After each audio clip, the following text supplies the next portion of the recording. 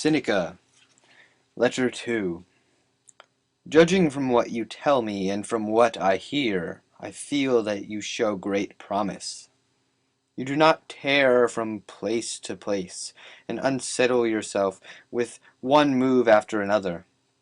Restlessness of that sort is symptomatic of a sick mind. Nothing, to my way of thinking, is a better proof of a well-ordered mind than a man's ability to stop just where he is and pass some time in his own company. Be careful, however, that there is no element of discursiveness and desultoriness about this reading you refer to, this reading of many different authors and books of every description. You should be extending your stay among writers whose genius is unquestionable, deriving constant nourishment from them if you wish to gain anything from your reading that will find a lasting place in your mind. To be everywhere is to be nowhere. People who spend their whole life traveling abroad end up having plenty of places where they can find hospitality but no real friendships. The same must needs be the case with people who never set about acquiring an intimate acquaintanceship with any one great writer, but skip from one to another, paying flying visits to them all. Food that is vomited up as soon as it is eaten is not assimilated into the body, and does not do one any good. Nothing hinders a cure so much as frequent changes of treatment. A wound will not heal over if it is being made the subject of experiments with different ointments. A plant which is frequently moved never grows strong. Nothing is so useful that it can be of any service in the mere passing. A multitude of books only gets in one's way. So if you are unable to read all the books in your possession, you have enough when you have all the books you are able to read.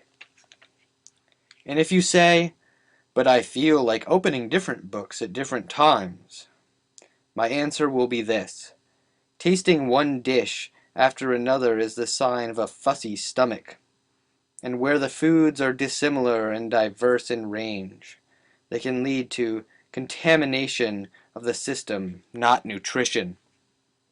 So always read well-tried authors, and if at any moment you find yourself wanting a change from a particular author, go back to ones you have read before. Each day, too, acquire something which will help you to face poverty, or death, or other ills as well. After running over a lot of different thoughts, pick out one to be digested thoroughly that day. This is what I do myself. Out of the many bits I have been reading, I lay hold of one. My thought for today is something I found in Epicurus. Yes, I actually make a practice of going over to the enemy's camp, by way of reconnaissance, not as a deserter. A cheerful poverty, he says, is an honorable state. But if it is cheerful, it is not poverty at all. It is not the man who has too little who is poor, but the one who hankers after more. What difference does it make how much there is laid away in a man's safe or in his barns? How many head of stock he grazes or how much capital he puts out at interest? If he is always after what is another's, and only counts what he has yet to get, never what he has already. You ask what is the proper limit to a person's wealth? First, having what is essential, and second, having what is enough.